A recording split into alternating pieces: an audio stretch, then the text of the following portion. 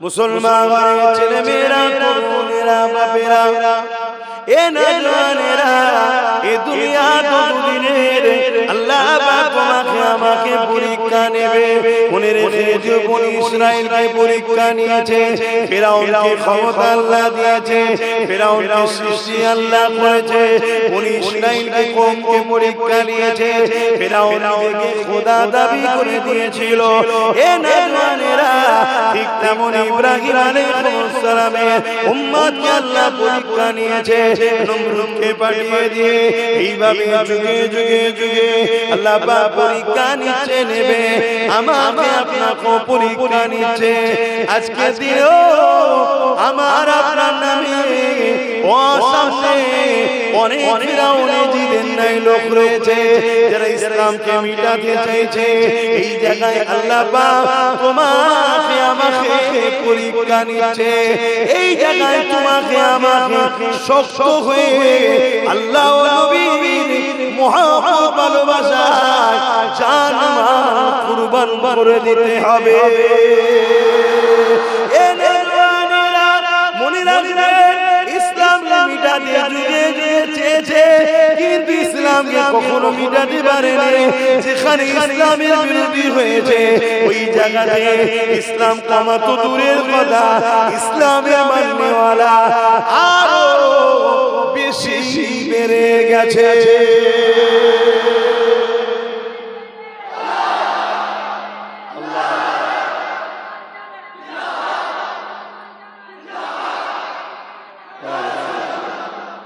মসজিদ আল্লাহ পাকের ঘর, এই ঘরকে যে মুহাব্বত করবে আল্লাহ পাক জান্নাতে জায়গা দেবে। মাদ্রাসা হলো নবী পাকের ঘর, এই মাদ্রাসাকে যে প্যার করবে আল্লাহ পাক জান্নাতে জায়গা দেবে।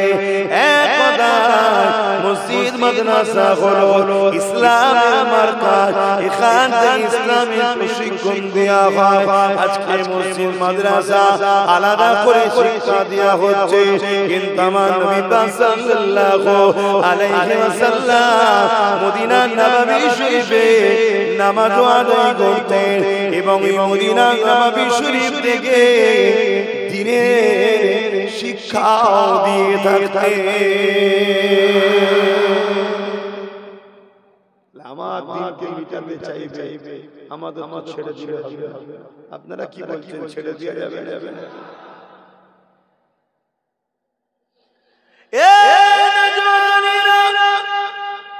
তবে হ্যাঁ, বিরোধী আজকে নতুন নয়, যুগ যুগ ধরে চলে আসছে। আল্লাহ নবী যখন মক্কা জমিনে ন্যায়ের কথা, ইনসাফের কথা, তাওহীদের কথা, রিসালাতের কথা, মানবতার কথা, ইসলামের কথা নবী আমার যখন প্রচার করতে শুরু করলো, আল্লাহ নবীর বিরুদ্ধে জালিমরা লেগে গেল। যারা আমার নবী পাককে অনেক দিক দিয়ে মিটাতে চেয়েছে, কখনো কুয়া খুঁড়েছে নবী পাককে কুয়ায় ফেলে দেবে বলে, কিন্তু সেই কুয়ায় তারা নিজেরাই পড়েছে। কখনো আমার নবী পাক সিজদায় পড়েছে, নবী পাকের পিঠে পচা তামার ভুঁড়ি চাপিয়ে দিয়েছে।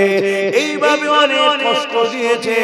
এমনকি আল্লাহ নবীর সাহাবী হযরত আবু বকর সিদ্দিক নবী পাকের হাতে হাত দেওয়ার জন্য আবু বকর সিদ্দিককে কাবার জমিনে পাথরকে খোঁড়ে খোঁড়ে আবু বকরকে মেরে মেরে পুরো শরীর রক্তাক্ত করে দিয়েছে। এক লক্ষ্য, ইসলামকে মিটিয়ে দাও, ইসলামকে রেখো না। কেন রে বাবা, ইসলাম তোর কি করেছে? না ইসলাম ইনসাফের কথা বলে, ইসলাম ইনসানিয়াতের কথা বলে, ইসলাম দাসত্বপ্রথার বিরুদ্ধে, ইসলাম জালিমদের বিরুদ্ধে, ইসলাম মুসলিমের পক্ষে, ইসলাম খুনিদের বিরুদ্ধে, ইসলাম গরিবদের পক্ষে, ইসলাম লুটেরাদের বিরুদ্ধে, ইসলাম ইনসানিয়াতের পক্ষে। এই যুবকেরা যুগে যুগে যারা ক্ষমতা জোরে মানুষকে লুটেছে, যারা ক্ষমতার জোরে মানুষের প্রভু হতে চেয়েছে, যারা ক্ষমতার জোরে মানুষকে ভোগ করেছে, মানুষকে কৃতদাসী বানাতে চেয়েছে, তাদের সামনে ইসলামই হলো সবথেকে বড় বাধা। কারণ ইসলামের আলোর কাছে তাদের অন্যায় অত্যাচার দুর্নীতি বারবার প্রকাশ হয়ে গেছে। তারা তাদের 2 নম্বর বদমাইশি দোকানের খদ্দেরকে টিকিয়ে রাখার জন্য ইসলামের বিরুদ্ধে বারবার লেগেছে।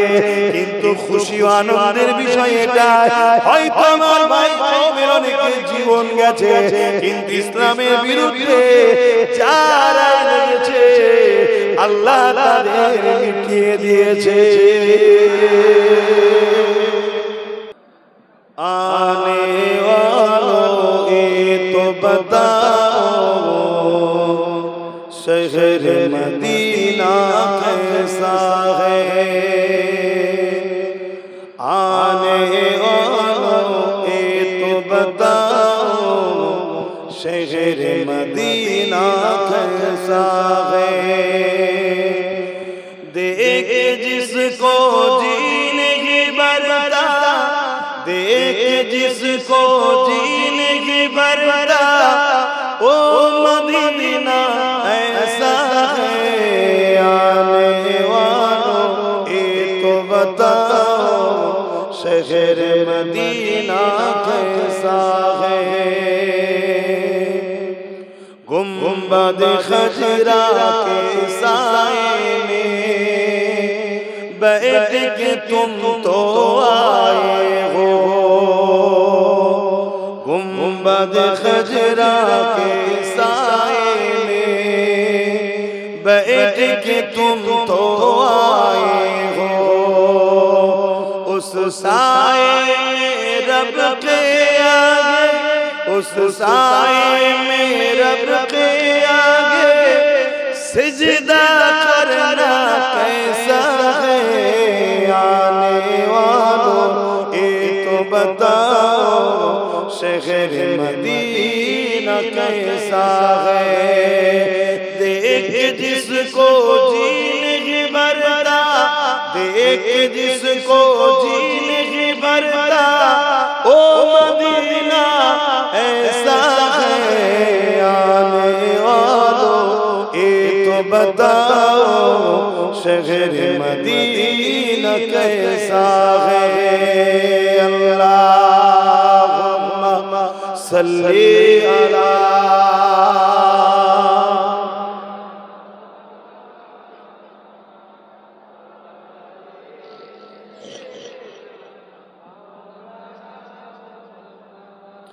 मुसलमान ছেলে মেয়েরা, তরুণেরা, বাপেরা, এ নওজওয়ানেরা, এ দুনিয়া তো দুদিনের। আল্লাহ পাক তোমাকে আমাকে পরীক্ষা নেবে। মনে রেখে যে বনি ইসরাইলকে পরীক্ষা নিয়েছে, ফিরাউনকে ক্ষমতা আল্লাহ দিয়েছে, ফিরাউনকে সৃষ্টি আল্লাহ করেছে, বনি ইসরাইলকে কওমকে পরীক্ষা নিয়েছে, ফিরাউন নিজেকে খোদা দাবি করে দিয়েছিল। এ নওজওয়ানেরা, ঠিক তেমন ইব্রাহিম আলাইহিস সালামের উম্মতকে আল্লাহ পরীক্ষা নিয়েছে, নমরুদকে পাঠিয়ে দিয়ে এইভাবে যুগে যুগে যুগে আল্লাহ পাক পরীক্ষা নিচ্ছে, নেবে আমাকে আপনাকে পরীক্ষা নিচ্ছে। আজকে দিও আমার আপনার নামে ও সামনে অনেক ফিরাউনে জিদের নাই লোক রয়েছে যারা ইসলামকে মিটাতে চাইছে। এই জায়গায় আল্লাহ পাক তোমাকে আমাকে পরীক্ষা নিচ্ছে। এই জায়গায় তোমাকে আমাকে শক্ত হয়ে আল্লাহ ও নবীর মুহাব্বত ভালোবাসায় জান মাল কুরবান করে দিতে হবে। এ নওজওয়ানেরা মনে রাখবেন, ইসলাম মিটাতে যুগে যুগে চেয়েছে, কিন্তু ইসলামকে কখনো মিটাতে পারেনি। যেখানে ইসলামের বিরোধী হয়েছে ওই জায়গাতে ইসলাম কমা তো দূরের কথা, ইসলামের মাননেওয়ালা আরো বেশি বেড়ে গেছে।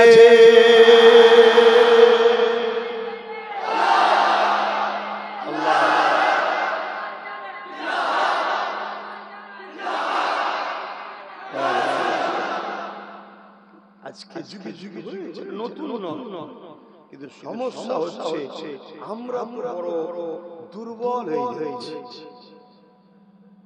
আমরা তো বড় দুর্বল হয়ে গেছি। এটাই হচ্ছে বড় বিষয়। ইসলাম ছিল, আছে, থাকবে।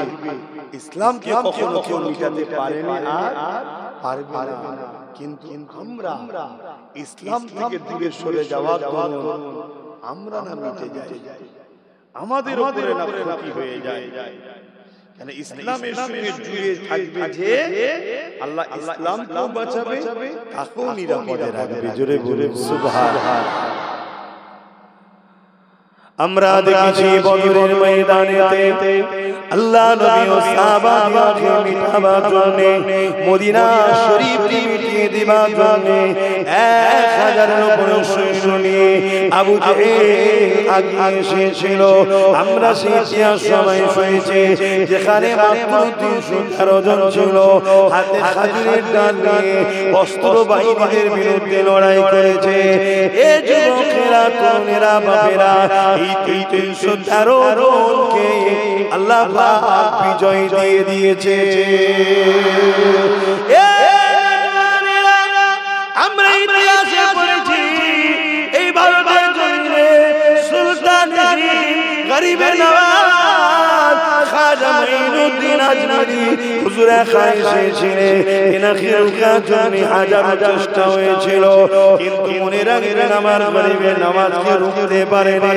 কিন্তু গরিবের নওয়াজ এই হিন্দুস্তানের জমিনে এসে 90 লক্ষ মানুষকে ঈমানের নূরের কালেমা পড়িয়ে ইনসাফ, ইনসানিয়ত, মানবতা, শান্তির রাস্তা দেখিয়েছে। গরিবের নওয়াজকে হাজারো দিক দিয়ে রুখতে চেয়েছে, কোনো দিক দিয়ে পারেনি। আমরা দেখেছি এই হিন্দুস্তানের জমিনের পশ্চিম বাংলাতে মসজিদের পাশ দিয়ে বিশ্বরিয়াদি কাজ করে যেত। তখন ব্রিটিশের হুকুমত ছিল। আমার মুজাদ্দিদুজ্জামান দাদা খোদা পীর কিবলা কলিকাতা শহীদ মিনারে ব্রিটিশ হুকুমতকে হুঙ্কার দিয়ে বলেছিল, এ ব্রিটিশ হুকুমত, তোমার আইন যদি ইসলামের বিরুদ্ধে হয়, তোমার ল যদি দ্বীনের বিরুদ্ধে হয়, তোমার আইনকে আমি আবু বকর মানি না। আমি আবু বকর একা শুধু নয়, লক্ষ লক্ষ আবু বকর জীবন দিয়ে দেবে, কোরআন সুন্নাহর বিরুদ্ধে কোন আইন মানবে না। এই হুঙ্কারের সাথে সাথে বড়লাট ক্ষমা চেয়ে নিয়ে সে আইনকে প্রত্যাখ্যান করতে বাধ্য হয়েছে।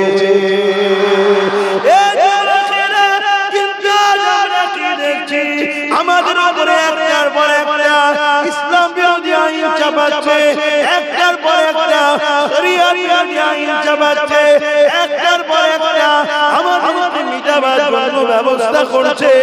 এটা করতে করতে থেকেও ভয়ানক হয়ে গেল, মসজিদ মাদ্রাসা ওয়াকফকে মিটিয়ে দিবার আইন হয়ে গেল। কিন্তু সেই রকম হুঙ্কার, সেই রকম লড়াই, সেই রকম মুখে দিবার চিন্তা ভাবনা তো আজ মুসলমানের মধ্যে দেখছি না। আছে কেন নেই? অনেক দূরে সরে গেছে ইসলাম থেকে।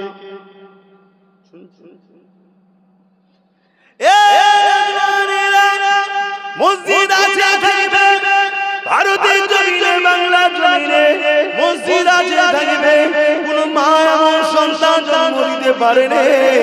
হিন্দুস্তানের বাদশাহ যদি হিন্দুস্তানে আছে, এই হিন্দুস্তানে আল্লাহু আকবারও থাকবে, আশহাদু আন্না মুহাম্মাদুর রাসূলুল্লাহ থাকবে। হিন্দুস্তানের বাদশাহ গরিবে নওয়াজ যতদিন আছে ততদিন মসজিদ থাকবে, মাদ্রাসা থাকবে, কবরস্থান থাকবে, মুসলমান থাকবে। এই যুবকেরা, কিন্তু তোমার আমাকে আল্লাহ কিয়ামতের দিনে তো জিজ্ঞাসা করবে, ওরে আমার বান্দারে, দুনিয়া নেতা নেত্রীর জন্য লড়াই করলি, দুনিয়া নেতা নেত্রীর জন্য বোম মারলি, অস্ত্র বার করলি, দুনিয়া নেতা নেত্রীর জন্য নিজের কওমকে খুন করলি, দুনিয়া নেতা নেত্রীর জন্য নিজের জাতির নামে মিথ্যা কেস দিলে, দুনিয়া নেতা নেত্রীর জন্য আলেম ওলামা পীর পীরজাদা কাউকে বাদ দিলি না, সবাইকে গালিগালাজ গালাজ করলি, সবাইকে হুমকি দিলি, সবাইকে চমকে দিলি। আজ বল আমার ঘরের জন্য কি করলি, আমার দিনের জন্য কি করলি? এ যুবকেরা, তরুণেরা, বাপেরা, আপনাদেরকে জানিয়ে দিয়ে যায় আল্লাহ পাক ছাড়িয়ে ছেড়ে দেয়নি।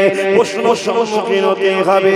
এই জায়গায় আমাকে তোমাকে মনে রাখতে হবে, যাই করি না কেন আল্লাহর বিরুদ্ধে না চলে যায়, দ্বীনের বিরুদ্ধে যেন না চলে যায়। এটাকে তোমাকে আমাকে মাথায় রাখতে হবে। কারণ ইসলামটা এত সহজে ভারতে আসেনি গো, ইসলামটা এত সহজে বাংলায় আসেনি গো, ইসলামটা এত সহজে তোমার পূর্ব মেদিনীপুরে আসেনি গো।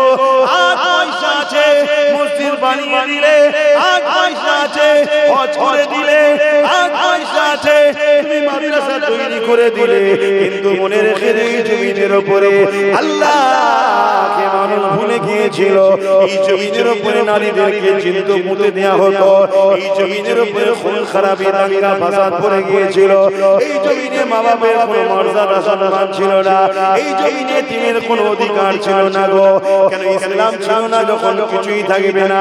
মানুষ ভুলে গিয়েছিল ঈসা নবীর দিন ইসলামের কথা, মানুষ ভুলে গিয়েছিল ইব্রাহিম নবীর দিন ইসলামের কথা, মানুষ ভুলে গিয়েছিল ঈসা নবীর দিন ইসলামের কথা। আল্লাহ নবী এসে আবার মানুষকে এক আল্লাহ চিনালে, ন্যায়ের পক্ষে আনলে, মানবতার পক্ষে আনলে, এতিমের পক্ষে আনলে, বিধবার পক্ষে আনলে, মা বাবাকে সম্মান দিয়া শিখালে। হাত থেকে তোমার গ্রামে এই দাঁড়িয়ে টুপি মসজিদ এসেছে, হাজারো লাখো মা সন্তান হারা হওয়ার পর তোমার আমার গ্রামে ইসলাম এসেছে, হাজারো বোনেরা বিধবা হওয়ার পর তোমার আমার গ্রামে ইসলাম এসেছে, হাজারো লাখো বাচ্চা এতিম হওয়ার পর এই যুবকেরা আজ ইসলামের দুশমনদের পিছনে তুমি আমি জাঙ্গালে খুঁজছি। আমার দাদা, আমার দিদি, আমার মাতা, আমার নেতা, মনে রেখো তুমি আমার লোকের পিছনে ছুটছো যে তোমার দিনের ক্ষতি করছে, তুমিও দিনের দুশমনি করছো, তোমার মাফ কিন্তু হবে না। আল্লাহ ফিরআউনকেও ছাড় দিয়েছিল, ছেড়ে কিন্তু দেয়নি। নমরুদকেও ছাড় দিয়েছিল, ছেড়ে কিন্তু দেয়নি। এজিদকেও ছাড় দিয়েছিল, ছেড়ে কিন্তু দেয়নি। কুশকেও ছাড় দিয়েছিল, ছেড়ে কিন্তু দেয়নি। চেঙ্গিস খানকেও ছাড় দিয়েছিল, ছেড়ে কিন্তু দেয়নি। মনে রাখবে আজ সামনে তারা ক্ষমতা চলে আমার দিনের বিরোধী করছে, আল্লাহ এদেরকেও ছাড় দিচ্ছে, ছেড়ে দেয়নি। আজ তোমরা যারা মুসলমান সেজে এদের পেছনে ঘুরে ঘুরে এদেরকে শক্তিশালী করছো, আল্লাহ তোমাদেরকেও ছাড় দিয়েছে, ছেড়ে দেয়নি। আল্লাহ পাক রক্ষা একদিন করবে। গুনার মাপ আছে, অন্যায়ের মাপ আছে, সিনেমা যাত্রা ফাংশন দেখে ফেলেছো মাপ আছে, কিন্তু ইসলামের ক্ষতি যদি করো বা ক্ষতিকারককে শক্তিশালী করো, এতে তোমার মাপ হবে না। এই বলে দিয়ে যায় আসো নিজেদের পায়ে দাঁড়াও, আল্লাহ দ্বীনের দুশমনদের মোকাবেলায় সংগঠিত হও। আরো জোরে বলুন সুবহান।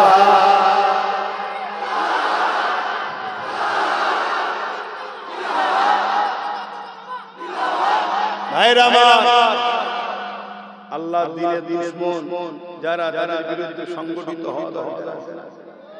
আমার লড়াই হিন্দুদের বিরুদ্ধে নয়, আমার লড়াই খ্রিস্টানের বিরুদ্ধে নয়, আমার লড়াই আদিবাসী দলিতদের বিরুদ্ধে লড়াই নয়, আমার লড়াই সেই ব্যক্তির বিরুদ্ধে যারা ইসলামের বিরুদ্ধে। ইসলাম মানে না সেটা তার ব্যাপার, আল্লাহর কাছে জবাব দেবে। শুনছেন? কিন্তু মেনেও ইসলামের ক্ষতি করে ভেতরে ভেতরে তার বিরুদ্ধে লড়াই, আর তুই মানিস না তোর ব্যাপার, কিন্তু তুই আমার বিরোধী করবি কেন তার বিরুদ্ধে লড়াই। ঠিক না বেটি? এক কথাই বলতে পারি আমাদের মূল শত্রু হলো কেন্দ্রে বসে আছে বিজেপি সরকার, তার বিরুদ্ধে লড়াই। ঠিক না বেটি? অতএব এই লড়াই যারা আমাদের পাশে থাকবে তারা আমাদের বন্ধু, আর যারা আমাদের পাশে না থেকে বলবে দিল্লি চলে যাও তারা আমাদের এটাও কিন্তু মাথায় রাখা দরকার। তারাও শত্রু, কথা মাথায় এসেছে? হ্যাঁ, লড়াই আমাদের করতে হবে। এটা আল্লাহ পরীক্ষা শুরু হয়েছে। তুমি এসআর পিছনে ছুটছো, না করবো না, মানা করব না। তুমি কাগজ ঠিক করে নাই আরো 10 বছর বেঁচে যাবে, আল্লাহ যখন তোমার জানটা কবজ করবে কে বাঁচাবে? ঈমানটা ঠিক না। ওই ব্যক্তির ঈমান থাকতে পারে না যে ইসলামের দুশমন হয়। সে মুসলিম ঘরে জন্মতে পারে, নিজের গুনাহ আর ইসলামের ক্ষতি এক না। ইসলামের যে ক্ষতি করে সে ইসলাম থেকে বেরিয়ে কথা বুঝে আসছে। তাহলে আজ যারা মুসলিম মাদ্রাসাকে মিটাতে চাইছে এদের বিরুদ্ধে লড়াই হয়ে গেছে, এদের বিরুদ্ধে আলোচনা বন্ধ হয়ে গেছে। আজ চর্চা নাই। কথা বুঝছেন? আমার তো মনে হয় এই এসআর করার পিছনে ওয়াকাফকে ভুলাবার একটা পরিকল্পনা থাকতে পারে। কেন ওয়াকাফের কথার আলোচনা কত সুন্দর। আমি এতটুকু বলতে পারি, তোমরা সবাই ভারতীয়, নরেন্দ্র মোদী হোক আর অমিত শাহ হোক, আর তোমাদের মেদিনীপুরে নতুন করে যে ইফতার খেয়েছে আপনি এখন কমনালজি হয়েছে, এ হোক তোমাদেরকে এদের অধিকার কে দিল যে ভারতীয় নয়? শুনছেন না? যে ভোটার কার্ডে তুমি ভোট দিবে, যে ভোটার কার্ডে এতদিন তুমি লাইনে দাঁড়ালে, যদি ভোটার কার্ডটা না হয় তো নির্বাচন কমিশনার কথা বুঝা আসছে। এগুলো আমার মনে হয় একটা আতঙ্ক ছড়িয়ে দিয়ে, ভয় দেখিয়ে, হ্যাঁ হয়তো কিছু মানুষকে ফাঁসাবে, এটা তো মানুষের পক্ষে নয়, অস্বীকার করা যাবে না, কিন্তু মূলত আমার মনে হয় যে ওয়াকাফ আন্দোলনটাকে ভোলাতে চাইছে। কেন ওয়াকাফটা এমন বড় একটা ইস্যু, ওয়াকাফ যদি চলে যায় আমাদের ইসলামের অস্তিত্ব চলে যাবে। আমি কি বলছি বুঝছেন তো নাকি? আমার সাথে একমত হতে পারছেন কি? একটু হ্যাঁ কি না বলুন, একমত হতে পারছেন কি? কেন আমি ছোটখাটো মানুষ ভাই, আমার থেকে অনেক বড় বড় মানুষ আছে, ভিআইপি মানুষ কথা বুঝে আসছে, যারা বড় বড় মাইকে ভাষণ দেয়, আবার দেখা যায় ইসলামের দুশমনদের সঙ্গে একসাথে বসে মুখ রেখে কথাও বলে। এমন বড় বড় আছে না? घर में आग लगी है घर की चारा, घर में आग लगी है घर की चारा। যে বাতিটা জ্বালিয়ে ছিল ওই বাতি ঘরে আগুন ধরে গেছে। তা আমাদের আমাদের ঘরের লোকেরাই অতএব সেই মুনাফিকটা ছিল, আর মুনাফিক ছিল বড় কঠিন ব্যাপার। কেননা মুনাফিকের মধ্যে চিনতে বড় স্পষ্ট। আমি দুটো ব্যক্তির নাম বলছি, একজনের নাম আব্দুল্লাহ ইবনে উবাই আর একজনের নাম আবু বকর সিদ্দিক।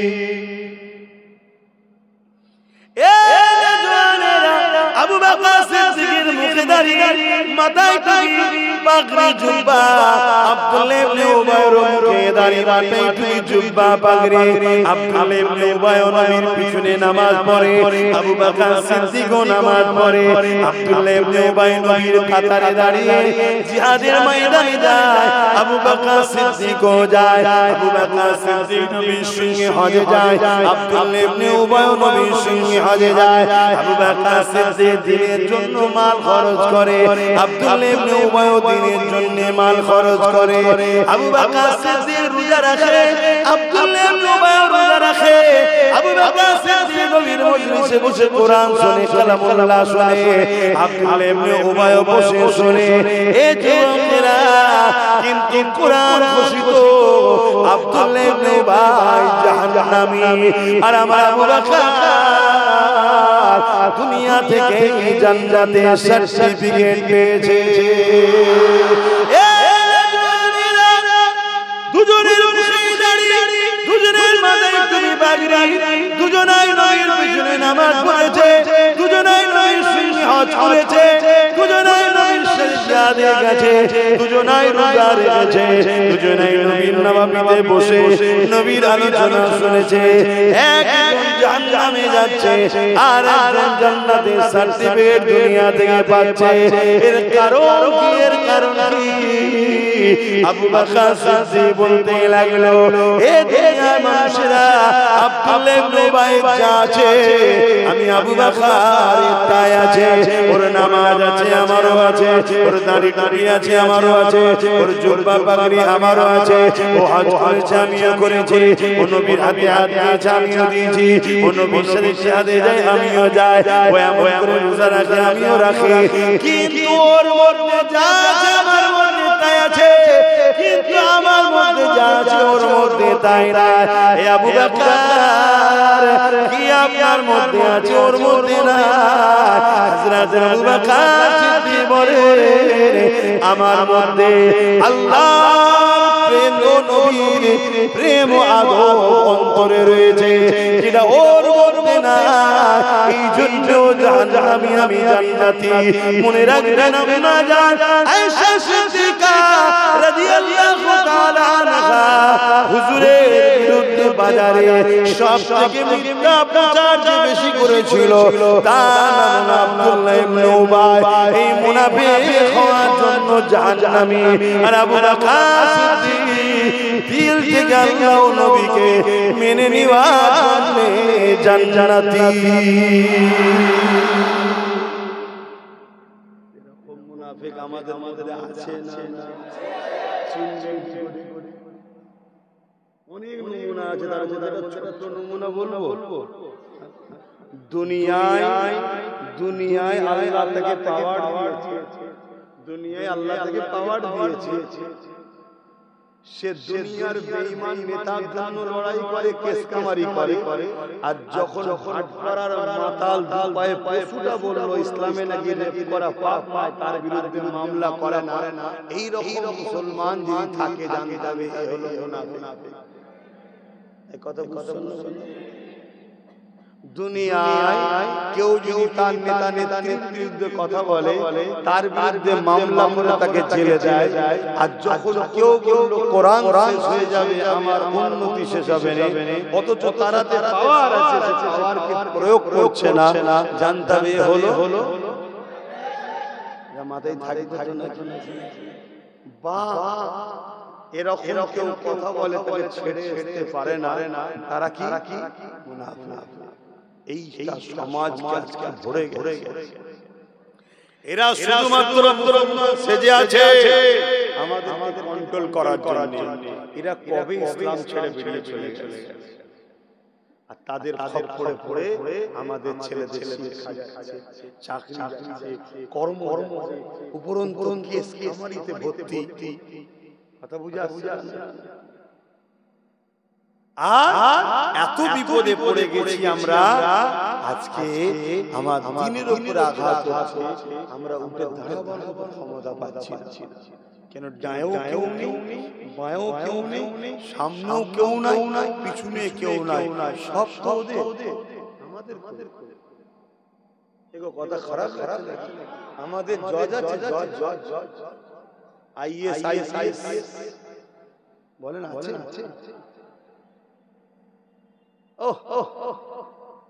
শুধু মুসলিম পাড়াতে গুন্ডা একটা দুটো করে তৈরি করা আছে না? সবাই না, একটা দুটো করে গুন্ডা তৈরি করেছে। কি জন্য? মুসলমান যখন তার কওমের জন্য, জাতির জন্য বা হকের জন্য কথা বলবে, গুন্ডা দিয়ে মুসলমানকে কন্ট্রোল করে। এরকম গুন্ডা পাড়ায় তৈরি হয়েছে। একটাও মুসলমানকে আইএস করবে চিন্তা করেন, জজ করব চিন্তা করেন, ডাব্লিউবিসিএস করব চিন্তা করেন। আজ আমাদের ভাবতে হবে, আমাদের বাচ্চাগুলোকে বাঁচাতে গেলে এদেরকে ডাক্তার, উকিল, জজ, ডিএম, ব্যারিস্টার, আইএস বানাতে গেলে জিনিস লাগে। এক পড়াবার জন্য অর্থ, উপযুক্ত জায়গা, দ্বিতীয় পড়ার পরও মুসলমান থেকে নাস্তিককে যেন নামটা না বাদ চলে যায়, তাহলে সেই জায়গাতেও আমাদের পাওয়ারের লোক থাকা দরকার আছে।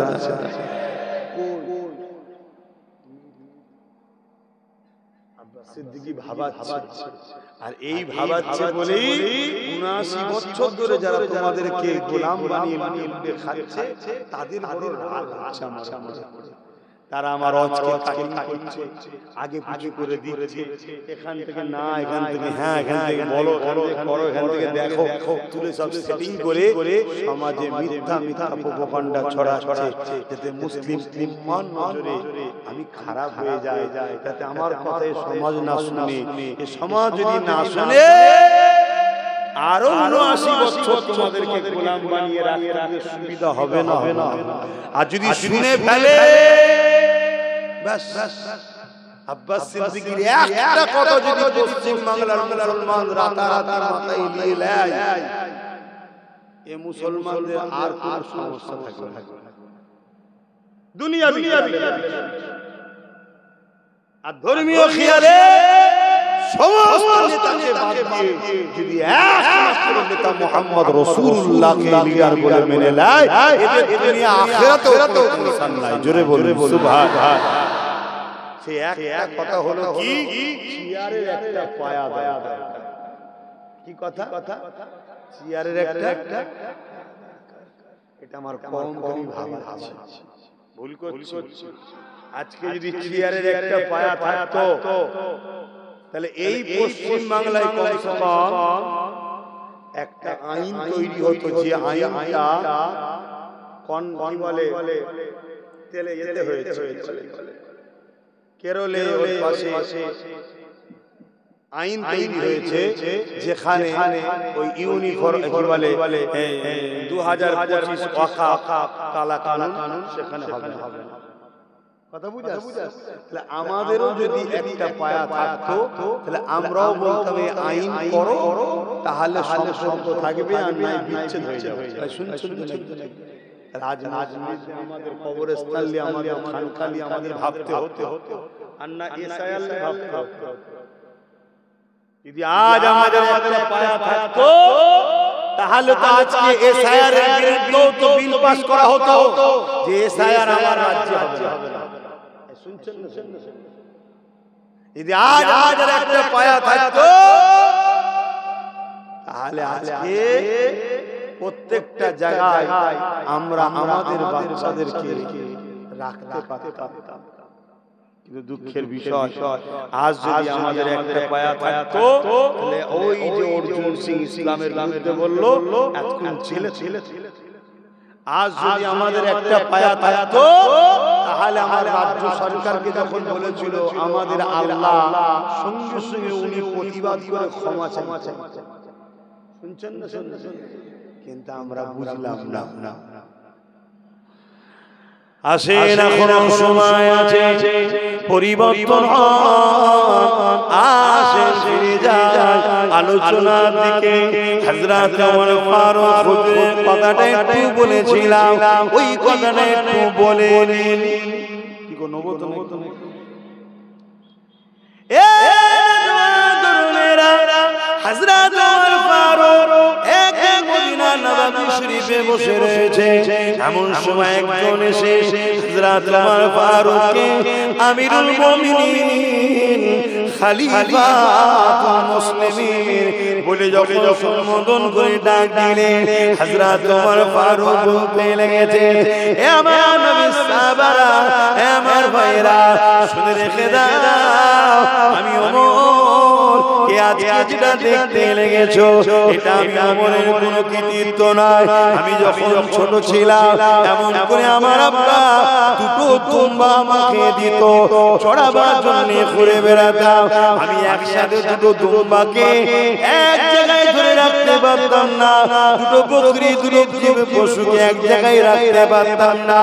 আর আজকে আমার সুলতান শাহ খলিফাতুল মুসলিমিন এবং বাকি আধ্যাত্মিক পৃথিবী আমার নাম শুনলে ঠকঠক করে কাঁপে। এ দুনিয়ার মানুষেরা, এটা উমারের কোনো কৃতিত্ব নয়, এটা হলো আমির আল্লাহ মুহাম্মদ রাসূলের গোলামির ভয়। আরো জোরে বলুন সুবহানাল্লাহ। এ যুবকেরা, এই তোমাদেরকে বলি, দুনিয়াদারি করতে হবে, কারবার করতে হবে, ব্যবসা করতে হবে, সংসার করতে হবে, রাজনীতি করতে হবে, সবটাই করো, কিন্তু মুহাম্মদ রাসূল ছাড়া দ্বিতীয় কাউকে লিডার নয়, দ্বিতীয় কেউ নেতা নয়, দ্বিতীয় কেউ আমাদের জন্য পথ প্রদর্শক নয়। মুহাম্মদ রাসূলের গোলাম নিজেকে বানাও। মুহাম্মদ রাসূলের যদি গোলাম হতে পারো তাহলে মনে রাখবে দুনিয়াতেও তুমি শানওয়ালা হবে, আখিরাতেও তুমি সম্মানিত হবে। যে উমর জমিনের উপরে দুর্বাকে একসাথে ধরে রাখতে পারত না, সেই উমরের নাম শুনলে পারস্য সুলতান ধক করে কাঁপতো, রোমের সম্রাট ধক করে কাঁপতে থাকতো, পুরো পৃথিবীর শাসকরা ভয় কাঁপতো। আজ উমর ফারুকের আলোচনা করলে পুরো পৃথিবী জালিম হুকুমতরা ভয় কাঁপে। তাই বলে আর কি আলোচনা নাই, উমরের আলোচনা করবে। উমরের আলোচনা শুনলে আজকে জালিমদেরও ভয় লাগে। যে উমর ফারুক অস্ত্র নিয়ে এনেছিল আল্লাহ আল্লাহকে শহীদ করবে বলে, সেই উমর যখন নবীর কদমে হাত দিল আল্লাহ আল্লাহকে কি শানওয়ালা করলো। উমর ফারুক পৃথিবীর খলিফা হয়েছে। এদিকে মসজিদে আকসা, যে মসজিদে আকসা বাইতুল মুকাদ্দাস আজ ইহুদিদের দখলে রয়েছে, যারা মনে করে ইহুদিরা দখল করতে চাইছে, ওই মসজিদে আকসা অনেক বড় ইতিহাস রয়েছে। হযরত উমর ফারুক সৈন্য পাঠিয়ে দিল, যাও আল্লাহর ঘরকে রোম সম্রাট সৈন্যদের হাত থেকে আজাদ করো, উদ্ধার করো। হযরত উমর ফারুকের সৈন্য গিয়ে মসজিদে আকসাকে রোম সম্রাটের হাত থেকে উদ্ধার করলো। রোমের সৈন্যরা আমার উমর ফারুকের পাঠানো সৈন্যদের কাছে হেরে যায়। এই হেরে যাবার পর রোমের সম্রাট বলেছিল আমরা তো হেরে গেলাম, কিন্তু মসজিদে আকসার চাবিটা উমরের হাতে আমরা দেব। এই খবরটা মদিনা শরীফে চলে এলো। হযরত উমর ফারুক সাথীদের ঘরে একজন সাথীকে নিয়ে উটে করে রওনা দিয়ে দিয়ে ওই সাথী যিনি ছিল উটের লাগামটা ধরে এগিয়ে যায়। উমর ফারুক উটের পিঠে বসে যেতে লেগেছে। এক মাইল যেতে না যেতে উমর ফারুকের নজর পড়ে যায় ওই সাথী খাদেমের দিকে, তার শরীরটা খেয়ে গেছে। উমর ফারুক বললেন ভাই দাঁড়াও, উটটা দাঁড় করানো হলো। উমর ফারুক দাঁড়িয়ে নেমে গেল। নেমে যাওয়ার পরই যিনি উটকে ধরে নিয়ে যাচ্ছিল তিনাকে বলল এবারে আপনি উটের পিঠে ওঠেন। এরকম নেতা পৃথিবীতে আছে, এরকম নেতা আমার ভারতবর্ষে কখনো পেয়েছে? কথা কিছু বুঝতে পারছেন? ইনসাফ দেখুন। হযরত উমর ফারুক হুজুর কি বললেন, তুমি ওঠো। সাথী বলছে হুজুর আপনি অর্ধেক পৃথিবীর খলিফা, আপনি যাবেন নিচুই নেবে আর আমি উটের উপরে, এ কি কথা? উমর ফারুক বললেন আল্লাহ যদি কিয়ামতের দিন আমাকে ধরে উমর তোমাকে আমি খলিফা করেছি, একটা অসহায় মানুষের কষ্ট দেখো তোমার মনে হলো না? আমি তো খলিফা করতে পারতাম। অতএব তুমি ওঠো। সেই ভাই উঠলেন, নবীর সাহাবী সেই উমর ফারুক হুজুরের সফর সাথী, তিনি উঠলেন। উমর ফারুক উটের লাগাম ধরে বলো এই ইনসাফ, এই ইনসানিয়ত, এই মানবতা উমর ফারুক শিখেছে কাছে। জোরে বলে আজ ৭৯ বছর ধরে দেশ চলছে, ভারতবর্ষ স্বাধীনতার পর কোনদিন দেশের মুসলমান হয়নি, কোনদিন রাজ্যের সিএম মুসলমান হয়নি। এরপরও যদি অমুসলিমরা গরিব থাকে, অসহায় থাকে, মুসলমানরা তো দোষী নাকি? কিন্তু বারবার মুসলমানকে টার্গেট করা হচ্ছে। তাই আমি সর্বধর্মের মানুষকে বলবো বিষয়টা ভাবার জন্য অনুরোধ করব, ভাবুন। একজন ইমানদার মুসলমান যদি কখনো শাসকের আসনে বসে তার আন্ডারে মুসলিম অমুসলিম সবাই সমানভাবে নিরাপদ পাবে। জোরে বলে সুবহানাল্লাহ। ইসলাম শিখিয়েছে কোন মুসলিম যদি শাসক হয় আর সে যদি অমুসলিমের উপরে জুলুম করে ওই শাসক জাহান্নামে যাবে। শুনছেন? ওই পথটা তুমি যখন বসেছো তোমার কাছে সবাই সমান, সবাই। আজকে আমি ভাবা অমুসলিম ভাইদের অনুরোধ করবো যে ৭৯ বছর দেশ স্বাধীন হয়ে গেল, দেশের প্রাইম মিনিস্টার কখনো মুসলমান হয়নি, রাজ্যের সিএমও কখনো মুসলমান। এত গরিব মুসলিমরা কেন? এত নদীর ধারে ঘর ভাঙছে, এটা হচ্ছে, এর কারণ কি? মুসলমানরা ঝেড়ে দিতে পারে?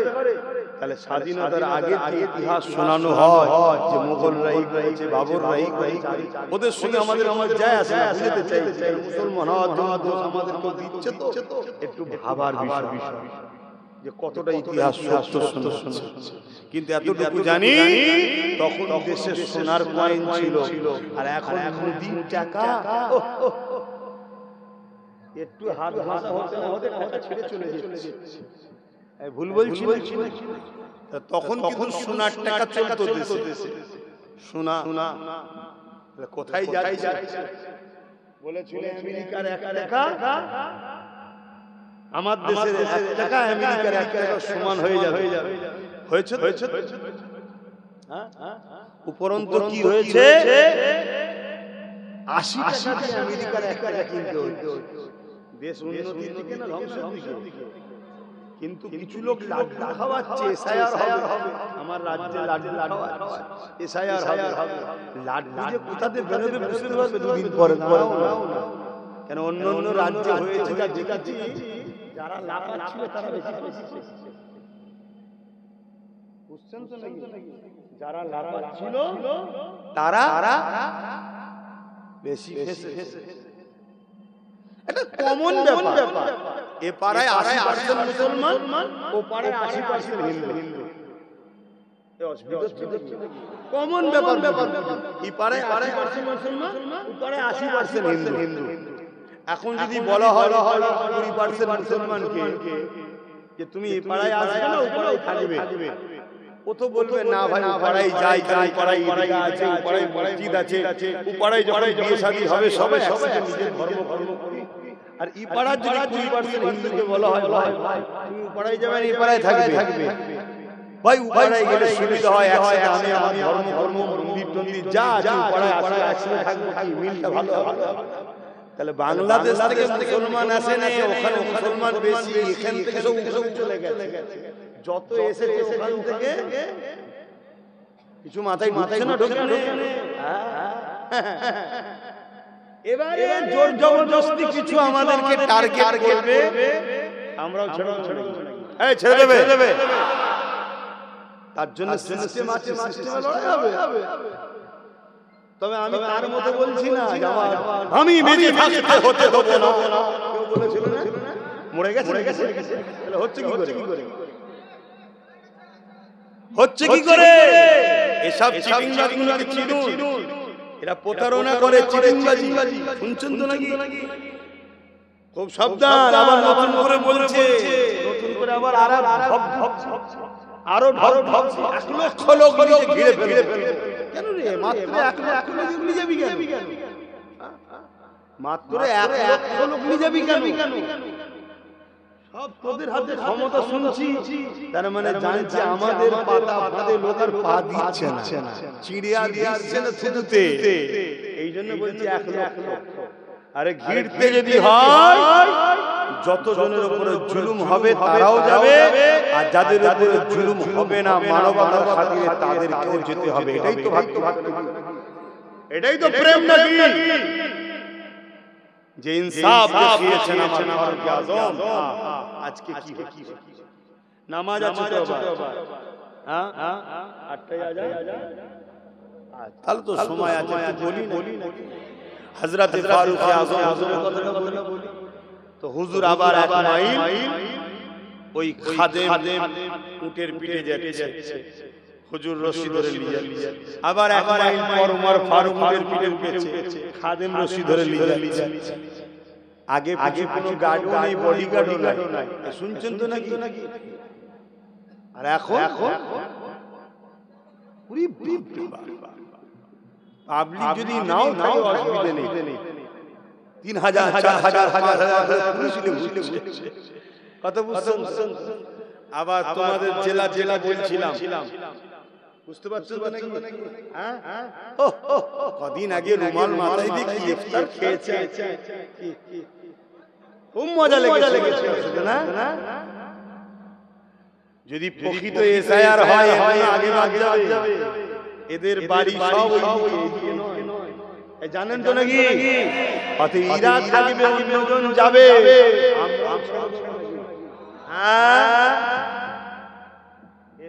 যদি হয় হওয়ার মতো, যদি হয় আলাদা কথা, যদি একতরফা হয়, গরিবের উপরে জুলুম হয়, ছেড়ে দিয়া নেই, পুরো ঘিরে বেঁধে ফেলা হবে। কথা বুঝছেন না? বোঝেন না? প্রমাণ এদের প্রথম হবে ওই যে বনগাই যে বেশি লাফাচ্ছিল, ও তো আগে যাওয়া দরকার, লোক কেন যাবে না? হ্যাঁ, আমার কথা অসুবিধা হচ্ছে নাকি? পাগলামি ধরে শুধু হুকুর পানি আর বিরুদ্ধি লাগা, কথা বুঝে আসছে? শুধু আমার কম এরকম বাকি সব ঠিক হয়ে যাবে। তুমি কি ভাবছো এসসি এসটিরা তোমাদের মুখের দিকে চাই যে ভাই আমরা আছি? কথা বুঝে আসছে না? কিন্তু দুঃখের বিষয়, আমরা যদি হাজারে বিক্রি হয়ে যায় তো ভাইয়েরা আমার, এই যে পাশের উড়িষ্যা, পূর্ব মেদিনীপুরের ছেলেরা সব উড়িষ্যাতে কাজ করে, তাই তো নাকি? উড়িষ্যাতে কি মারলো কিছুদিন আগে বাঙালিদের ঘরে, কি মেরেছে না? উড়িষ্যাতে মেরেছে। উড়িষ্যাতে 3 লক্ষর উপরে, উড়িষ্যা 3 লক্ষর উপরে আমার পশ্চিম বাংলায় আছে, আর পশ্চিম বাংলার হয়তো 30,000, বেশি বেশি 30,000 যে মারছে, আমার রাজ্য সরকার তো বলতে পারতে, উড়িষ্যা সরকার একটাকে যদি আরেকবার মারিস 30 লক্ষকে বার করতে পারবে। কথা ভুল বলা হচ্ছে নাকি? এই কথা ভুল বলা হচ্ছে না। এই সব ভেতরে ভাই কথা বুঝে আসছে না? বলতে তো পারতো যে 30,000 খেলিয়ে চলে আসবো, 3 লাখকে বার করে দেবো, ওই 3 লাখের জায়গায় 30,000কে অনেক পদারও ফাঁকা থাকবে, কাজে লাগিয়ে দেবো। একটা হুমকি দিলে না সব ঠান্ডা হতো না। কিন্তু দুঃখের বিষয়, চেয়ারে থাকতো, একে দিয়ে বলিয়েই ছাড়। অনেক সময় ঘি সুজা আগুনে না বেরোলে আগুন খাতে হয়। এই আগুন দেখানোর জন্য ঘাড়ে নিঃশ্বাস ফেলতে হয়। কলারটা যদি ঘাটটা যদি হাতের মধ্যে থাকে না, সে বেশি লাফাবে না, এখানে টিপলেই চলে যাবে। অতএব চেয়ারের পা যদি একটা আমাদের হাতে থাকতো, আমার কোন তো বুঝলো না, যদি থাকতো তাহলে আমরা যদি না হুমকি দাও তাহলে পা খুলে লোক এই 3 পায়ে বসে থাকা যাবে? তাহলে তখন বাধ্য হয়ে গদি বাঁচাবার জন্য বলতে আমার গদি চলে যাবে, মার বন্ধ কর। শুনছেন? আমরা ওইটার বিশ্বাসী নই যে এখানে যেতে পারবে না, হলো খেলতে পারবে না, বিশ্বাসী নয়। যেতেই পারি, কিন্তু কেউ পাগলামি করে তার সাথে সেরকম ব্যবহারের দরকার আছে না? হাওড়া ব্রিজে পাগল উঠেছে, হাওড়া ব্রিজে সবাই মিলে বুঝাচ্ছে পড়ে যাবে রে, নাম রে, হ্যাঁ তেল রে, জাল রে, সেই এসছে, আর একটা পাগল পাশ দিয়ে যাচ্ছে, দেখছে ব্রিজের একদম উপরে বসে আছে, ব্লেড বার করে ব্রিজটা কেটে দেবো, দেখবি অমনি চচ্চর নিয়ে বলছে। ও যেমন লাইন হয় না, ও যখন মারছে এখান থেকে দিলে সব ঠান্ডা। এই কথাগুলো মাঝে মাঝে মাঝে অস্থির হচ্ছে নাকি? মানুষ প্রেম ইসলাম না ইসলাম না, মানুষকে প্রেম করা ইসলাম না ইসলাম না। আমার ভাইয়েরা মার খাবে অন্য জায়গায়, সেই ভাইদের পক্ষে দাঁড়ানো ইসলাম না ইসলাম, সেটা ইসলামের মাহফিল। তাই কথা বুঝে আসছে না? কিন্তু মার খেতে তো হবে বাবা, নিজেরা ভুল নিজেরা করবে।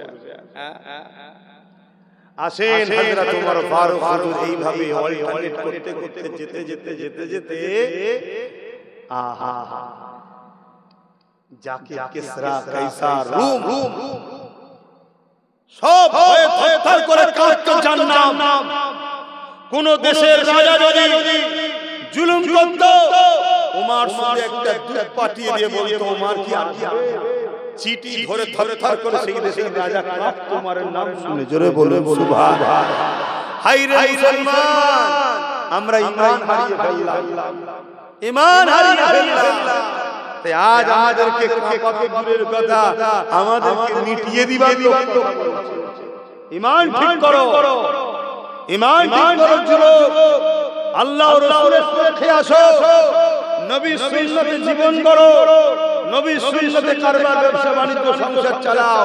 নবী যেভাবে করেছে ওইভাবে করো, তোমাকে কেউ মিটাতে পারবে না। আমার ভাই রে, তওবা করো। ওই দুনিয়ার লোভ লালসা, এই দুনিয়ার যাত্রা, এই দুনিয়ার সিনেমা, এই দুনিয়ার খেল তামাশা তোমাকে আল্লাহ ও রাসূলের থেকে সরিয়ে দিয়েছে, তোমার হুঁশ নাই। অথচ উমর ফারুক একদিন এক রাস্তা দিয়ে যাচ্ছে, এক বুড়ি মহিলাকে দেখে তাকে প্রশ্ন করছে, মা তোমার চোখে পানি হয়েছে মা। তখন ওই বুড়ি মহিলা বলছে, তুমি যাও, আমার সম্বন্ধে তুমি জেনে কি করবে, যাও। হযরত ওমর ফারুক বলছে, মা যদি ইজাজত দেন ভেতরে আসি। মহিলা বারবার বলতে ইজাজত দিল। মহিলা ভিতরে, মা হযরত ওমর ফারুক ভেতরে আছে, আর্ধেক পৃথিবীর রাজা ইজাজতের অপেক্ষায় রয়েছে। আর আজকে কি হচ্ছে? মুসলমানের ঘরে ছেলা করছে, রাত্রিতে যাত্রার বাড়ি ঢুকে যে মানুষ খুন করে দিচ্ছে, মেরে দিচ্ছে, এরা মুসলমান, এরা মুসলিম সূরাতে মুনাফিক। এদের জন্য টিভিতে মিডিয়াতে আমার যাত্রা প্রমাণ হচ্ছে। তো ভাইরা আমার, ওই সময় হযরত ওমর ফারুক বারবার জিজ্ঞেস করছে, মা আপনি কাঁদছেন? ওই সময় মহিলা বলছেন, আল্লাহর হুকুম, বড় গরীব অভাবী সংসার, স্বামী নাই, আর আমার রাষ্ট্রের কুমার সে আমাদের মুজলাই না, তাই অভাব বড়। হযরত ওমর ফারুক চোখ ভরা পানি নিয়ে বলছে, মা আমার হয়তো খবর পাইনি। কে বসে আছে? কে? ওমর হয়তো খবর পাইনি মা। এই বলে উঠে গিয়ে ইজাজত দিয়ে বাইতুল মাল থেকে খাবার টাবার যা আছে সব নিয়ে এসে সেই বুড়ি মহিলাকে দিয়ে বলছে, মা ওমর হয়তো জানতো না, তাকে ক্ষমা করে দাও। মহিলা বলছে, না, কিয়ামতের দিন আল্লাহর আদালতে মাতকে ধরবো। যার কথা শুনে পৃথিবীর বড় বড় সুপার পাওয়াররা থরথর করে কাঁপতো, মহিলার এই কথা শুনে ওমর থরথর করে কাঁপছে আর বলছে, মা ওমরকে মাফ করে দেন, মা ওমর জানে না হয়তো মাফ করে দেন, মা ওমরকে মাফ করে দেন। বারবার বলার পরে ওই মহিলা বললেন, তুমি যখন বলছো আমি মাফ করে দিলাম। জোরে বলেন সুবহানাল্লাহ। ওমর ফারুক বলছে, মা আমি হলাম সেই ওমর, আমি জানতাম মা। তাহলে বলুন তাদের মধ্যে আল্লাহর ভয় কতটা ছিল?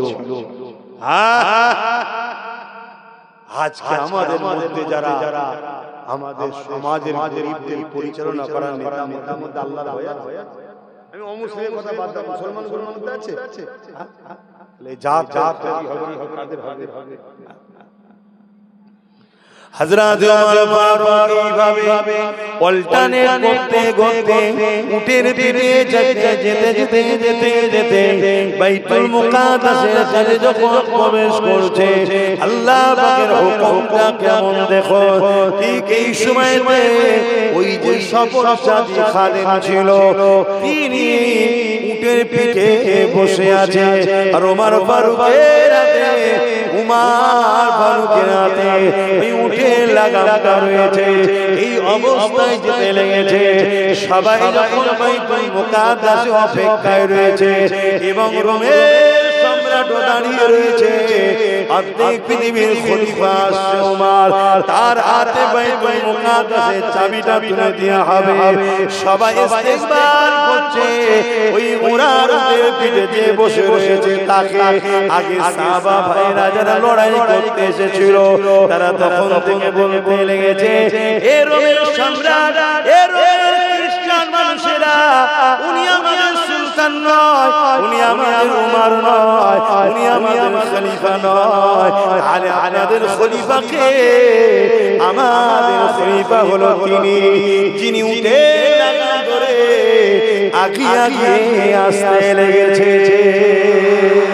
অবাক হয়ে গেল খাদেমের পিছনে আর অর্ধেক পৃথিবীর শাহ খলিফা উমর উঠে লাগা ধরে আসতে লেগেছে। বিবরণটা জানতে লাগলো।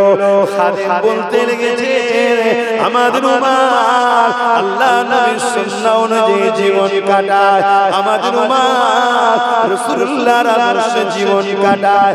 আমাদের উমর কখনো তিনি খলিফা বলে নিজের পাওয়ার প্রকাশ করে না, তিনি নিজেকে কখনো অহংকারী মনে করে না, তিনি সবাইকে সমান নজরে দেখে।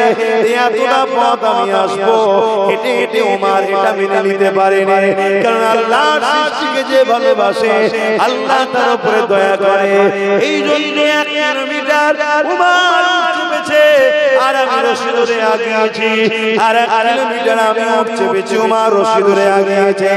এই কথাটা শোনার সাথে সাথে বাইতুল মুকাদ্দাসের ওখানে যত খ্রিস্টান দাঁড়িয়ে ছিল সবাই বলে উঠলো, এত ইনসাফ করে ওই নেতাকে আমরা আমাদের নেতা মানতে নিজেদেরকে ধন্য মনে করব। আমরা কথা দিচ্ছি উমরের নেতৃত্বে আমরা থাকতে চাই। আরো জোরে বলুন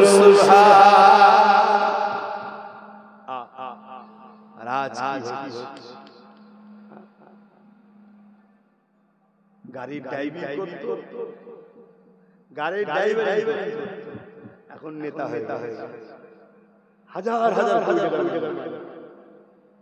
ভ্যান চালাতো, শুধু ছোটখাটো নেতা হয়ে দুতলা বাড়ি গাড়ি। শুনছেন তো নাকি? ছোটবেলায় শুনতাম নাকি জাদু ছড়ি নাকি বুললে নাকি শোনা হয়ে যায়। এদের কাছে কি ছড়ি আছে, এরাই ভালো ভালো কথা শুনতে। এটা নাই না অন্যায়, এই অন্যায়কে সাপোর্ট করা ইসলামে হারাম। শুনছেন তো নাকি?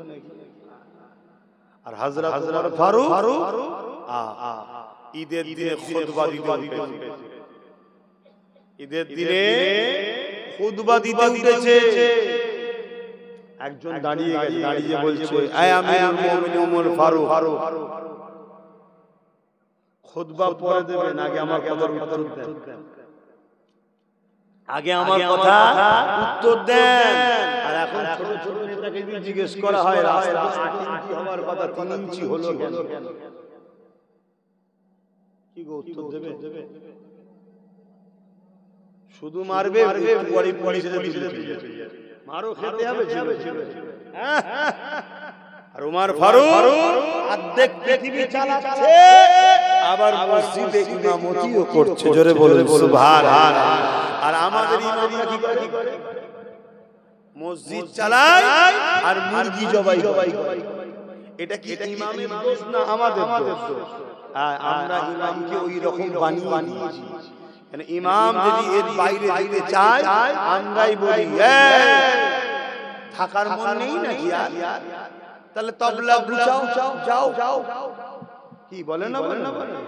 কে বলে? ও মোড়ল সাহেব কথা কি গায়? ও মোড়ল সাহেব ব্যাটার বিয়ে দিয়ে কোল নিয়েছে হার, সে আবার মসজিদে এসে ইমামকে কিচ্ছু করার নেই, এই নীতি যখন সহ্য করে শুনতে হবে। হাত তুলে আমি বুঝতে পারি সোজা সুজি কথা। কেন দিনের জন্য ওমর ফারুক যদি অস্ত্র তুলতে পারে, তা দিনের জন্য আল্লাহ আল্লাহ জিদের জন্য আমি হাত তুলে অসুবিধা আছে? এই পীরের ছেলে বাদ ওরকম পিছে হাওয়া করে যাওয়া ভালো, যে গদি ছেড়ে নামতে পারছে না, মসজিদ বাঁচাবার জন্য মাদ্রাসা বাঁচাবার জন্য যে গদি ছেড়ে নামতে পারছে না, ও পীরের মরে যাওয়া ভালো। ওমর ফারুকের মতো মানুষ লড়াইয়ের ময়দানে ঝাঁপিয়ে পড়েছে দিনের জন্য, তুমি বলছো সব ঝামেলা ফিতনা আমরা হুজুর মানুষ করলে হয়? এ ভণ্ড কে বলে কথা শুনছেন না? আবার ওই সাহেবই যখন নিজের ভাইয়ের সাথে জমির মাপ একটু যদি গন্ডগোল হয়ে যায়, ওর মূর্তি আলাদা।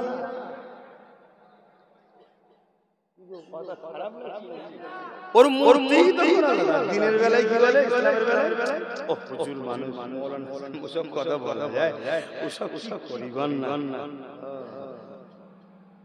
সবাইকে ডাকতে হবে এই মুহূর্তে, সবাইকে জবান খুলতে হবে এই মুহূর্তে, সবাই লক্ষ লক্ষ আলেম ওলামা, ইমাম, পীর, মুর্শিদ, আমির, হযরত সাহেব সবাই এই মুহূর্তে নেমে যায়। ওয়াকফ বাঁচাও, ওয়াকফ বাঁচাও।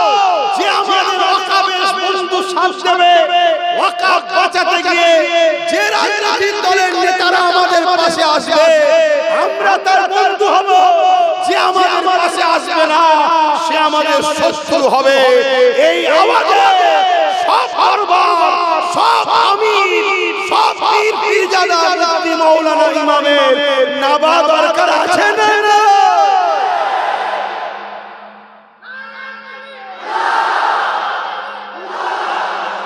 শুধু গ্রুপবাজি হচ্ছে, শুধু গ্রুপবাজি হচ্ছে। যখন রাজ্য সরকার দিঘাতে মন্দির করে প্রসাদ পাঠাচ্ছিল রেশনের মাধ্যমে, এই প্রসাদ খাওয়া যাবে হিন্দু ভাইদের জন্য, তাদের ভালোবাসা, তাদের ভক্তি, আমি ওর বিরুদ্ধে পক্ষেও যাচ্ছি না, আলোচনা সমালোচনায় যাচ্ছি।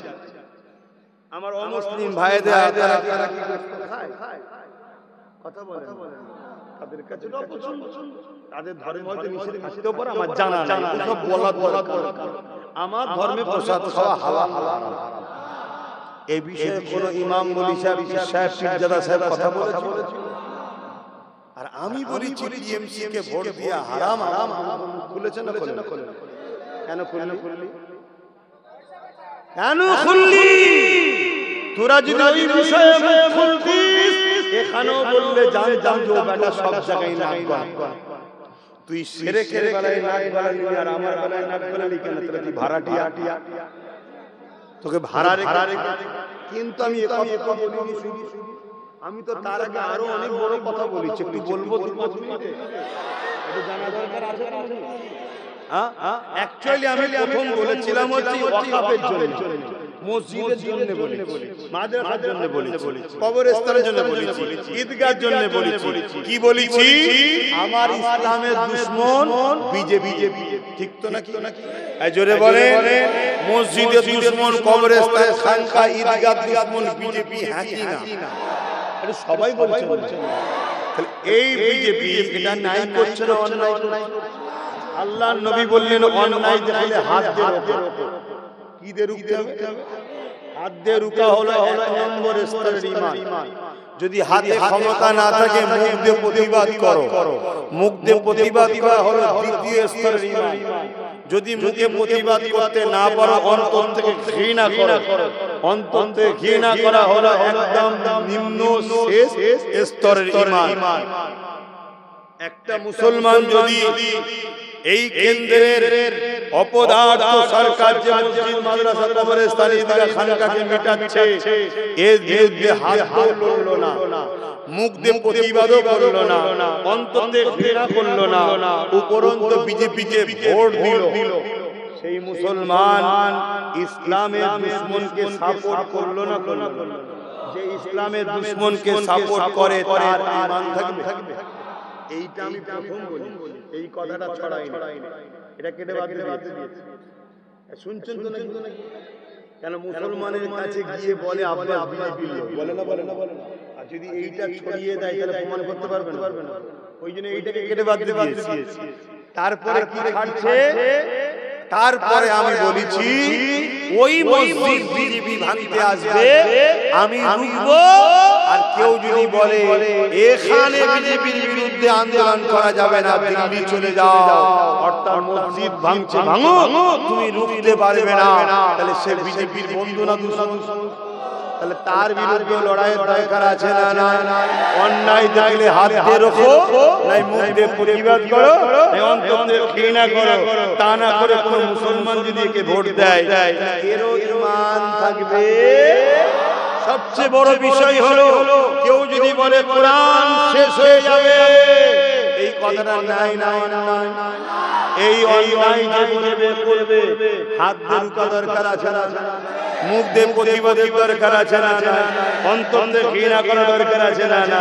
তা না করে যে কোরআন মিটাবার কথা বলে, তাকে যদি কেউ মুসলমান ভোট দেয়, তারা মানে তাকে সাপোর্ট করলো।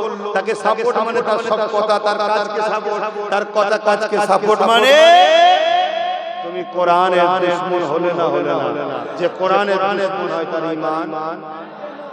এত কিছু বলার পরও আবার আমি কিছু জানি, এরপরও আমি বলছি যদি রাজ্য সরকার বলে যে কোরআন শেষে বলাটা আমার ভুল হয়েছে, দিল্লি চলে যাও যাওয়াটা ভুল হয়েছে, তাহলে আলাদা বিষয়, এর বিরুদ্ধে তখন আর বলতে যাব না, ওর বিরুদ্ধে বলি।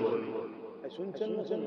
সব বাদ দিয়েছে, দিয়ে শুধু ছেড়েছে কি দেখো আব্বাস সিদ্দিকী বলছে টিএমসি কে ভোট দেওয়া হারাম, তার মানে বিজেপি কে সুবিধা দিচ্ছে। শুনছেন তো নাকি? আমি এতটুকু বুঝি, আল্লাহর বিনা হুকুমে গাছের পাতা লড়ে, তাহলে দেশের প্রধানমন্ত্রী কি হবে আল্লাহর বিনা হুকুমে হয়? রাজ্যের সিএম কি হবে আল্লাহর বিনা হুকুমে হয়? আল্লাহ তো হুকুমে অবশ্যই হয়, কিন্তু এতটুকু বুঝি আল্লাহকে আমায় জানাতে হবে যে আমি অন্যায়ের বিরুদ্ধে ন্যায়ের পক্ষে। তাতে আমার দ্বারা কি হলো না হলো পরের কথা। কারণ আব্বাজান ইব্রাহিম আলাইহিস সালামকে যখন নমরুদ আগুনে ফেলেছিল, মন দিয়ে শুনেন, প্রায় যাই বলেছি, আল্লাহ দুটো ছোট মখলুক, একটা হলো গিরগিটি আর একটার নাম হলো আজনাই। গিরগিটি ফু দিচ্ছে, যাতে আগুনটা ধরে। তাহলে ইব্রাহিমের পক্ষে না বিরুদ্ধে? গিরগিরি ফু দিচ্ছে, আগুন যাতে ধরে, ইব্রাহিমের পক্ষে না বিরুদ্ধে? আর আজনাই ছোট করে পানি নিয়ে এসে দিচ্ছে আগুন যাতে বন্ধ হয়, আজনাই ইব্রাহিমের পক্ষে না বিরুদ্ধে? একটা বিরাট গ্রামের মতো এলাকায় আগুন জ্বলছে, গিরগিরির ফুয়েতে আগুন বাড়ারও ব্যাপার নেই, কমারও ব্যাপার নেই, কিন্তু ও বিরুদ্ধেটা প্রমাণ হলো। আজনায়ের ওই পানিতে আগুন নিবারও কোনো ব্যাপার নেই, কিন্তু তারপর ইব্রাহিমের পক্ষে প্রমাণ হলো। এজন্য আল্লাহ ফয়সালা করে দিলেন গিরগিরিকে মারা যায় আর আজনাইকে মারা না যায়। আজ আমরা কোটি কত মানুষ, আমাদের লড়াইয়ে কি রেজাল্ট কি হবে ও আমার জানার দরকার নেই। আল্লাহ তোমার দিন মসজিদ মাদ্রাসার মিটাবার জন্য যে আইন করেছে তার বিরুদ্ধে, আর তার বিরুদ্ধে লড়তে গেলে যে বলে তোর বড় দুশমন হব, আমরা তারও বিরুদ্ধে। যে বলে কোরআন নিতে যাবে, আমরা তারও বিরুদ্ধে। এটা আল্লাহকে দেখাবার জন্য আমাদের বিরোধী করা দরকার আছে না না? হাত সাক্ষীদার আছে না না? হাত আছে না না? এবারে আমার আল্লাহ কি ফয়সালা নেবেন সেটা আল্লাহ ভালো জানে, চেষ্টা আমাদের করা, ফয়সালা আমাদের। কথা মাথায় বাপ আমার খুব ঠান্ডা মাথায় বুঝার চেষ্টা করো, খুব ঠান্ডা মাথায় বুঝো আখিরি জামানা। তাই কত কথা বলে গেলাম, আপনাদের কষ্ট। হযরত ওমর ফারুক খুতবায় দাঁড়িয়েছে, জিজ্ঞেস করছে ওমর সবাইকে তো কাপড় দিয়েছো বাইতুল মাল থেকে, সবার কাপড়ে একটা গোটা জামা হয়নি, কিন্তু আপনার গোটা জামা হলো কি করে? চিন্তা করছে, প্রশ্ন করছে, এখন পাবলিক কথা বলতে পারে? হযরত ওমর ফারুক বললেন, এই প্রশ্নের জবাব আমার ছেলে দেবে। হযরত ওমর ফারুক হুজুরের সাহেব দাঁড়িয়ে গেলেন, বলছে, হে নবী সাহাবারা শোনো, গত বছর বাইতুল মাল থেকে সবাইকে কাপড় দেওয়া হয়েছিল, সবাই সবাই হাত দেওয়া হয়েছে, ওই কাপড়ও সবার গোটা জামা হয়নি। আমার আব্বার কাপড় হাফ, আমার হাফ, ওই আব্বার হাফ আমার হাফ দিয়ে গত বছর ঈদে আমি জামা করেছিলাম, এবছর হাফ কাপড় দিয়েছে, আমারটা বাপকে দিয়েছি, দুজনের মিলিয়ে আমার বাপের গোটা জামা হয়েছে। জোরে বলেন সুবহানাল্লাহ। আখিরি জামানা, একটু বুঝে বুঝে কাজ করবেন। আসেন সালাম দেবো, ইয়া নবী,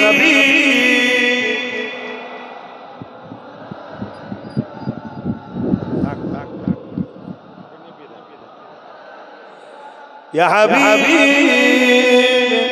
সালাম।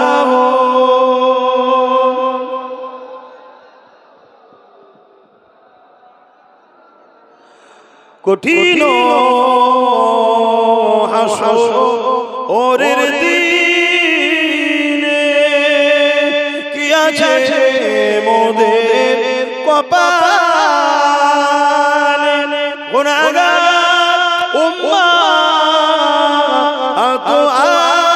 আপনার লইবেন সঙ্গে মাহশরে। নবী সালাম ইয়া রাসূল, ইয়া হাবিব সালাম, সালাওয়াতুল্লাহ। জিবরাইল দিলে খুলে দাও আসমানের দুয়ার, এসেছে ঈদের সরদার, করিতে আল্লাহ আরো দিদার। ইয়া নবী সালাম, ইয়া রাসূল সালাম, ইয়া হাবিব সালাম, সালাওয়াতুল্লাহ। সকলে বসে বালাগাল উলা বিকামালিহি।